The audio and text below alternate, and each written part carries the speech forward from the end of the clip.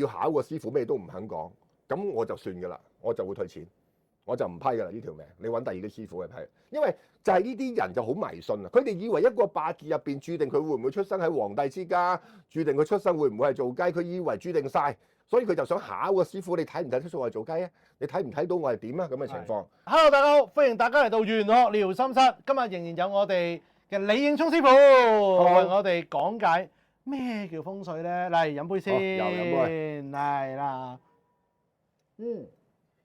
有啲人成日講話咧，要報風水，報風水，要風水要好。係。其實咩叫做風水咧？好咁啊，好簡單。風同埋水都係流動性嘅嘢，風啊嘛，係咪？係。即係氣啦，簡單啲講。好啦，水係流動性啊嘛。流動性嘅水，佢都會帶動氣，佢可以令到個氣流喐或者停止啊。係。OK， 咁所以咧，其實風水咧，簡單啲講，其實就係我哋睇一笪地方氣嘅流動。呢個就係叫做風水啦。OK， 即係我睇下地方氣嘅流動。好啦，咁因為有氣嘅流動，就即係會有好嘅氣同埋唔好嘅氣咯。咁所以風水嘅重點嘅原則，本來就係令到你間屋可以收到好嘅氣。咁我哋再用啲科學啲嘅名詞，就係叫做磁場。好嘅氣會吸引好嘅磁場，吸到壞嘅氣就係壞嘅磁場。咁你調節咗呢樣嘢，咁你個人生個運勢嘅能量就會變得好啦。譬如最基本就係話，可能你一個好負能量嘅人，樣嘢都係諗最差嗰邊啦，自怨自艾都好緊要啦。好啦，咁你有好多個方法可以令到一個人嘅磁場提升噶嘛。譬如就係話，譬如可能我做健身，多啲曬太陽係嘛，或者揾阿 Tim Sir 催眠咁樣嘅情況嗱，呢啲全部都係可以令到磁場嘅。咁而喺玄學角度入邊嚟講，就係利用一個風水嘅力量，令到呢一個人嘅磁場提升。咁當你個人磁場好咗，你諗嘢係咪正面咗？你諗嘢正面咗，係咪容易啲有比較好嘅人緣咧？容易有好嘅人緣，氣息好咗，你揾工係咪容易俾人哋接受？咁你咪慢慢咪改善咗你嘅人生咯。其實用呢個道理啫嘛，即係。哦，OK。咁但係嗱，其實我想知風水嘅助力可以有幾大咧？例如頭先上一集講過嘅。就係喂，我可能有一年係特別差嘅，我應該都冇乜錢剩㗎啦。咁我報咗個風水之後，會唔會可以逆轉？例如，哇，突然間橫財一筆咁樣咧？嗱，呢個咧，首先嚟講咧，你永遠都冇辦法無中生有嘅。OK， 你係冇辦法無中生有，你只可以錦上添花或者雪中送炭嘅。OK， 嗱，只可以做呢樣嘢，但係你冇辦法無中生有，即係話你命中本無呢件事情係冇得吹嘅呢一樣嘢。OK， 即係打個比喻就係話。你係中意女人，你一直都係同一個女性拍拖，你而家你係男人嚟㗎 ，OK， 你係男人嚟嘅，你本身係異性戀嘅正常戀愛嘅人 ，OK， 我可唔可以報完嗰個局之後，令到你中意男人啊？得唔得？應該唔得啩？應該唔得啩？係嘛？啱嗎？係咪？即係話你冇辦法無中生有咯，即係你本身唔係同性戀者。我係冇辦法透過風水將你變成同性戀噶嘛？你明唔明？除非有一日你自己覺得，唉，異性戀唔啱我啦，我要同性戀啊！咁就得就可以，呢個係你自己嘅諗法改變咗。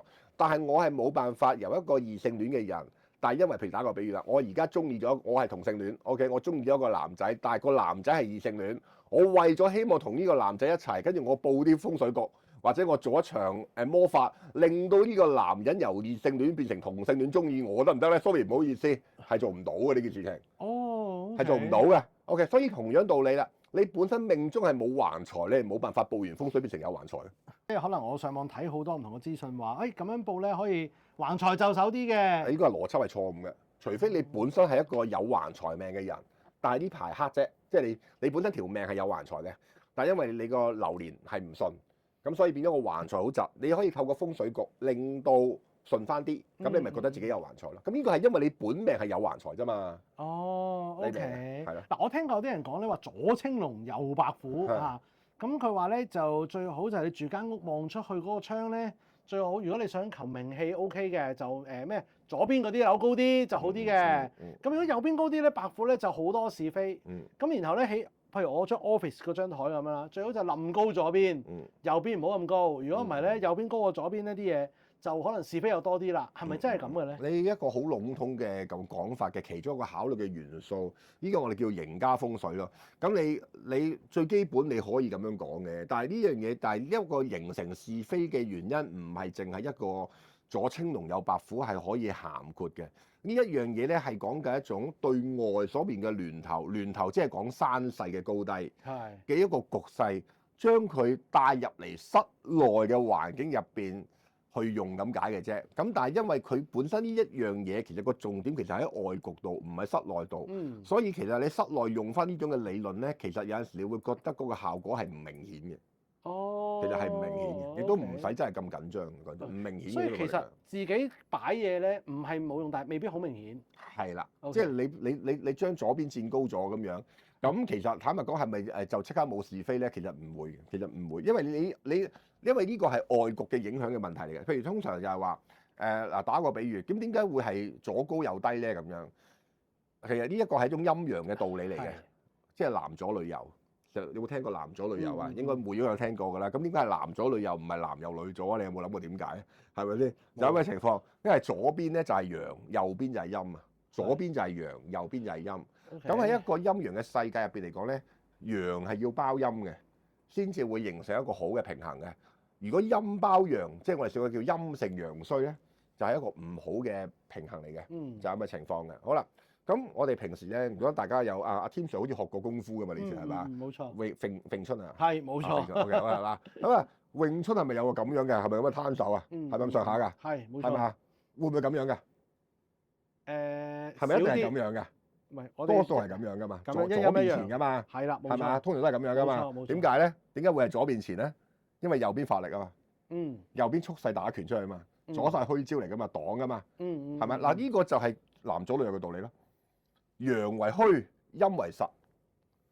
陽為虛，陽係散發性嘅力量為虛，陰係靜止嘅為實。OK， 好啦，中國嘅功夫都係用陰陽嘅道理嚟嘅。係。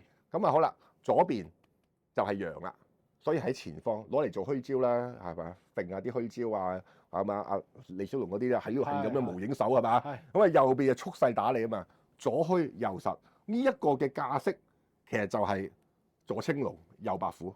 OK。右白虎係攞嚟打交嘅，右白虎啊嘛，拳啊，我係攞嚟打噶嘛。但係我喺室內擺嘅嘢，我點知係攞嚟打人定人哋打我啊？會唔會？唔係啊，呢個就係本身係陰陽嗰個道理啊。OK。右邊就係攞嚟儲實力嚟去攻擊嘅，左邊就係虛嘅，所以適合左高右低咯。如果你調翻轉頭啦，你右邊高啊，咁咪即係等同於你嘅實招已經揚咗出嚟啦嘛。你調翻轉頭，即係你而家虛招啲嘢左手擺喺下邊，右邊咁樣，即係你咁樣擺架式，係咪係人都知道你想打交啊？係咪先？咁你做唔嘢是非？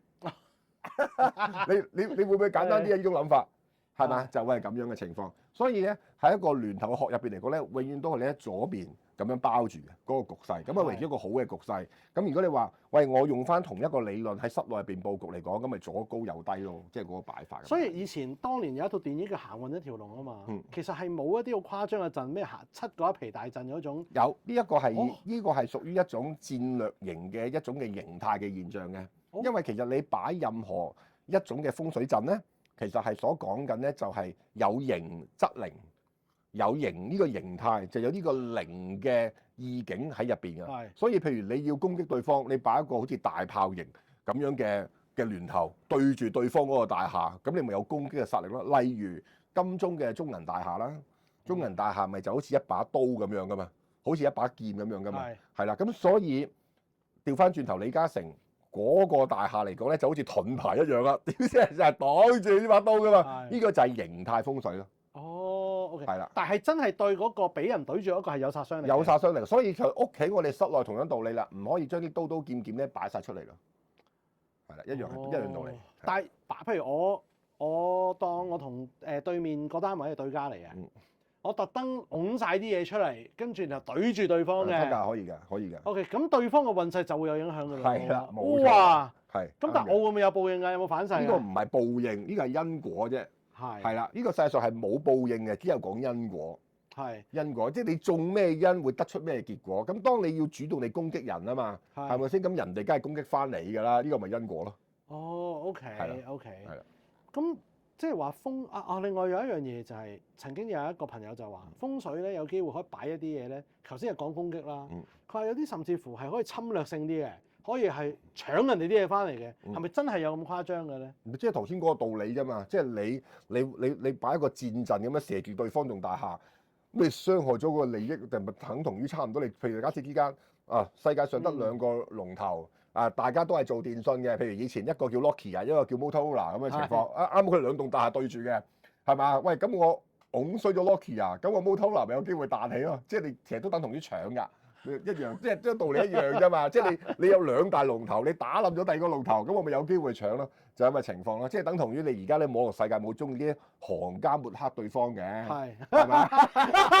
即係即係你就會覺得就話我抹黑咗你，啲生意去咗我度啊嘛。即係啲人會咁樣諗法㗎嘛，係咯，即係其實會從咪即係點咩？其實咪即係戰略嘅一種，係咪？即係叫打手啦，係咪？咩你都可以視為打手係一種風水嚟㗎。哦，但有冇啲客咧真係會話：喂，李師傅幫手報告，我真係好撚憎嗰個人嘅，幫我報一個陣，屌你咩整死佢咁樣？有冇呢啲人嘅咧？哦，因為我唔會接㗎嘛，呢啲人，即係如果佢有咁樣嘅諗法，我係唔會同佢做㗎嘛。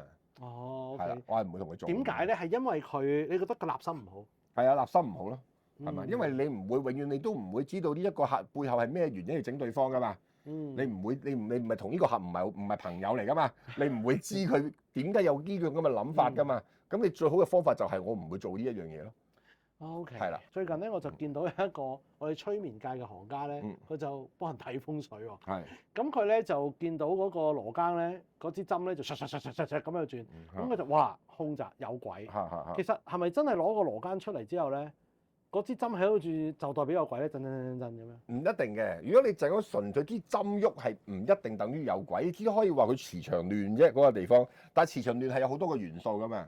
係啦，咁我相信嗰個行家係未必係因為單憑呢樣嘢去決定嘅，可能佢感應到，可能佢感應到。咁但係如果你喺網絡上面講，你又冇辦法講到咁明顯嘅時候，可能佢攞咗係其中一個原因去攞出嚟講咁解嘅啫。即係我相信係呢個原因嘅啫。但係如果你話就咁純粹講個羅庚嗰啲針喐係有好多個原因嘅，好多個原因嘅。我有時去嗰啲屋企都見過㗎，即係成個180度調轉㗎。咁你因為好得人驚喎咁樣，其實唔得人驚㗎，根本上你邏輯你分析到就係因為佢側邊係電錶房啫嘛，其實就係。哦。咁咪喐咯，咁呢個唔關鬼事㗎，呢一樣嘢係啦，真係有鬼嘅地方亦都未必會喐㗎喎。哦。係啦，所以我要解釋。喐唔喐同有冇鬼係冇必然嘅關係嘅。冇必然嘅關係，但係只不過就係話嗰支針，因為佢其實嗰支指南針只不過係磁場嘅一種嘅指標嚟啫嘛。咁你去到嗰個位置支針唔定，就即係話嗰邊嘅磁場係唔穩定。咁磁場唔穩定嘅其中一個可能性係因為有陰靈，而唔係因為有陰靈所以個支針會喐。你諗翻個邏輯個因果先。明白。咁而磁場唔穩定有好多嘅原因，可能佢附近太多儀器，就有電錶房，OK 咁樣嘅情況，咁佢都會令到個磁針唔穩定噶嘛。咁只不過有鬼嘅可能性係其中之一啫。但係調翻轉頭，嗰個地方真係有鬼，亦都唔一定會喐噶喎，支針唔一定㗎。係啊，我試過有一間都去，真係有鬼，支針會喐㗎，當其時。哦，OK。但係真係有鬼。好，嗱，我再最後一條問題，不過哼一下先。李師傅好辛苦啦，飲啖酒先，唔係我就飲晒啦。我想問下嗱，因為我知道李師傅成日都講啦，就係話風水八字呢啲唔係等於迷信。OK。咁到底迷信喺你心目中嘅定義係乜嘢咧？嗱，呢個世界上咧，我見到好多人都係好迷信嘅。好迷信咧，佢以為咧你嘅出生年月嘅時間咧係註定晒一切嘅發生。呢個就係迷信啦。因為我頭先都解釋過喺上一集，頭先我講過就係話點解你嘅出生年月嘅時間會同你嘅命運掛鈎咧？其實因為天星嘅磁場，你係俾個磁場影響咗你個運勢嘅起跌啫嘛。係。咁但係你有你自己嘅智慧㗎嘛，大佬，你有你自己唔同嘅學識㗎嘛。你呢一樣嘢入邊嚟講係會調節㗎嘛。我都話一個讀過書嘅人，同一個冇讀過書嘅人，佢哋都可以係同一個八字嚟㗎嘛。咁佢哋嘅人生有冇分別啊？好啦，兩個健康唔好嘅人，一個有練氣功，一個冇練氣功，佢哋有冇分別啊？好簡單，一個識化妝同一個唔識化妝嘅靚女行出嚟見人，個樣有冇分別啊？一個識得着衫同埋一個唔識得着衫嘅人，大家行出嚟俾人影相有冇分別啊？全部都有分別㗎嘛，係咪先？咁即係話你係可以有調節嘅作用。如果你能夠做到每一日、每一個月、每一年都識得微調自己嘅行善，或者你嘅行為舉止、你嘅思維，你每一日、每一個月、每一年，你都識得去令到自己有善念啦、有正能量啦、有規律啦咁樣嘅情況，你一定比一個唔知道呢啲嘢嘅人係進步咗嘅，啱唔啱先？你一定進步咗噶嘛？咁即係話你嘅八字並唔係一切。我曾經遇上有一個客人，我係最怕嘅呢種嘅客人，我係會退錢嘅，我係唔會唔算嘅，我係會退錢，一定唔算。嗱咩咧？就係話佢10問9唔認。嗱，我係最憎嘅。10問9唔認，係啦，就係咁情況咩咧？就係話嗱，正常嚟講，譬如就話阿 Tim Sir 咁，你嚟批個命，咁我都會同你去印證一啲起跌嘅。喂，你呢段時間入邊嚟講，係咪個運勢好差？你呢段時間係咪開始起？係咪啊？呢段時間好啦，你呢段時間出生係咪比較窮咁嘅情況？我會同你講呢啲嘢噶嘛。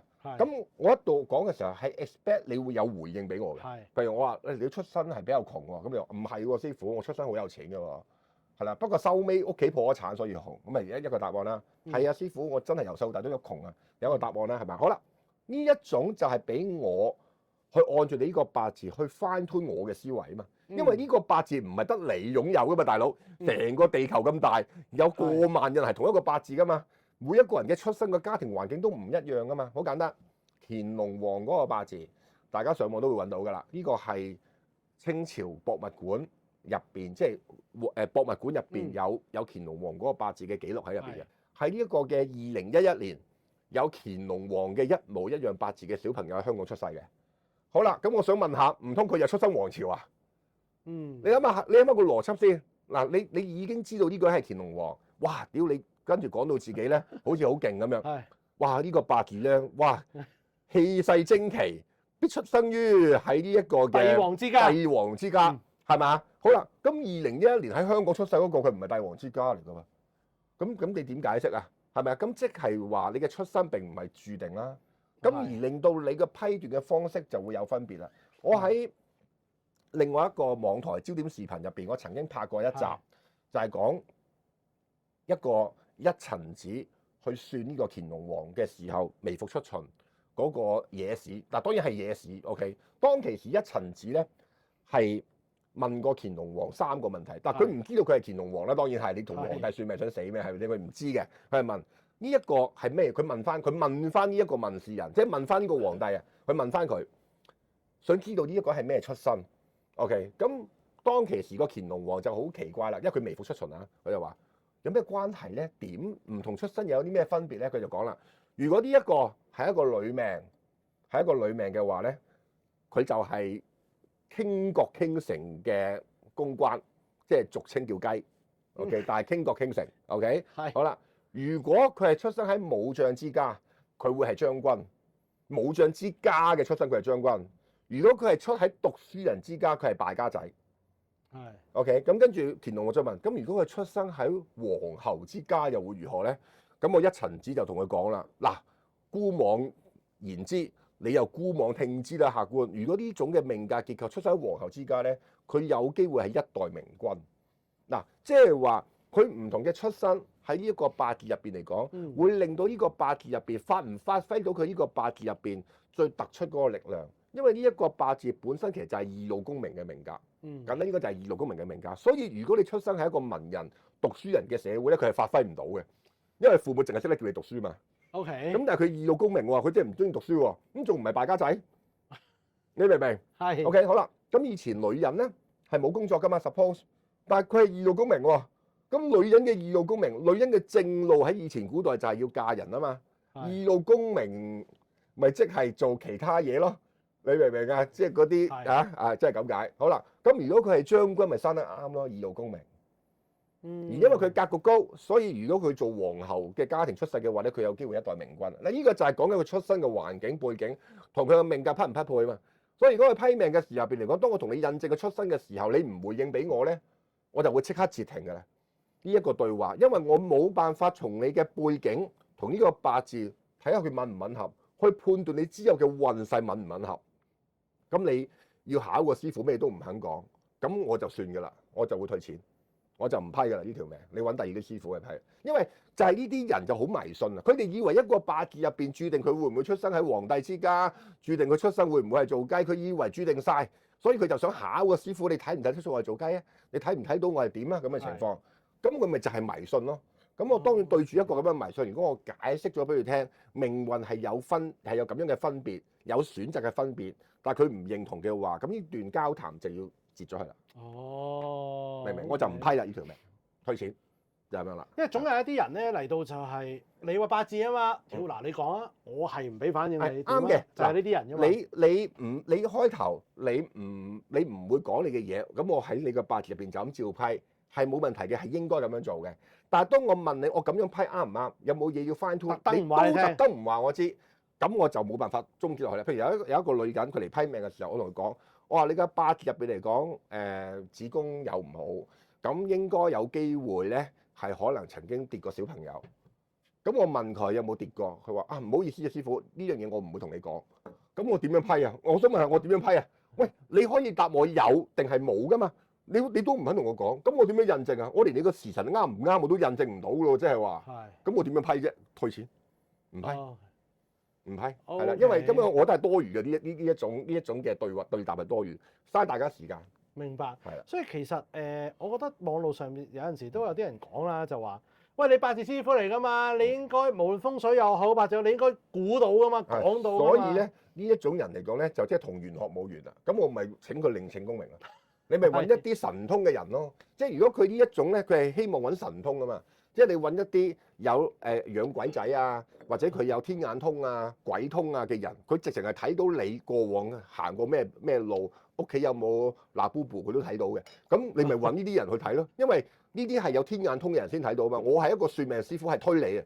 你要記住，真正嘅算命玄學師傅係推理能力，用你嘅出生年月日去推理你嘅運勢嘅起跌，而唔係睇到你會係一個皇帝，睇到你係咪做過公關，睇到你係咪真係個子宮有粒瘤，粒瘤喺左邊有粒癦，唔係咁樣，唔係咁樣。我哋係需要經過去分析，令我哋會知道就係話，究竟你受呢個八字嘅氣嗰個影響力喺邊方面引發啦？譬如打個比喻，我哋見到有一個八字。佢今年我哋有個術語俾佢，叫做比劫分財咁樣。係。咁比劫分財可以代表幾樣嘢嘅。第一，最簡單破財。係。比劫分財代表破財，但係佢可以係離婚嘅喎，因為財星代表太太喎，亦都可以代表死老豆嘅喎，因為財星代表父親喎。OK， 好啦，咁譬如當我哋要印證啦，喂，我想問下呢一年你比劫分財，我想請問你呢一年爸爸嘅健康係咪有問題？咁如果你答我阿爸1歲已經死咗啦，咁所以咁我就知道你今年嘅比劫分財就會應喺破財或者感情度啦嘛，因為你阿爸唔會翻生再死多次噶嘛，係啱嘛？好啦，咁但係如果佢同你講唔好意思啊師傅，我唔會同你講我阿爸死咗未，咁我點批啫？你明唔明？根本就冇得分析落去啊嘛，你明唔明白啊？就係咁，所以我就係話啦，如果嗰個人係要有心考到師傅咁樣嘅情況，我會建議就係話你唔好揾玄學師傅，你應該揾啲有靈通嘅人啊。係啦，咁會更加好啲咯。其實咧，我哋即係另外一啲行業啦，題外話，譬如我哋之前即係我太太做言語治療啦，我哋都試過。我哋通常都會問你小朋友想問言語訓練，咁我哋都要了解下到底你小朋友有咩事㗎嘛。我哋做咗評估啊，你介唔介意 send 俾我睇下？但我唔想 send 俾你睇。係咯。咁你點樣啫？係咪？即係你去睇醫生，你而家唔需要睇醫生。我唔話你知。我話醫生話你有啲咩唔舒服近排啊？我唔會同你講嘅。你應該把脈睇到㗎嘛？係咪啊？咁情況。咁但係可能醫生問你啊，咦？你個心脈不順喎，你係咪心臟唔舒服啊？我都唔會同你講嘅。喂，咁你咪玩嘢啊，大佬係咪先？咁你根本就係冇得批㗎。我只能夠終止對話咯。你明唔明白？就係咁解。明白。好多謝李師傅嘅分享啊！嗱，李師傅真係〜哇！你師傅真係好犀利。其實我以前即係都係揾你批命啫嘛。即係阿 Eric 咧，即係你徒孫啊，成日同我講佢話：喂，你如果對八字有興趣嘅人，係應該去焦點視頻嗰度睇多啲李師傅。係啦，即係嗰啲嘅片。我話點解咧？佢話：喂，真係袋到嘢落袋嘅。哇！我相信連阿攝影師哥哥都覺得係，即係一個越對八字風水完全冇認識嘅人咧，聽完李師傅講之後咧，你會有一個合理同埋一個好正常嘅理解，唔會係太過 V 宏，咁所以嗱，好啦，我哋使用時間有限啦，希望下一次咧再有機會請李師傅上嚟分享。大家記得留言，如果你想李師傅再上嚟嘅，留言話俾我知，我會跪喺度嗌佢過嚟嘅。OK，同埋 like 我 IG，like 我我嘅 IG 係冇錯。我將李師傅嘅聯絡方法咧擺喺影片資訊欄嗰度嘅，大家記得 CLS 我哋嘅片。OK， 我哋下一集再見。好，拜拜。好，拜拜。嚟，我哋飲啦，飲杯。飲杯。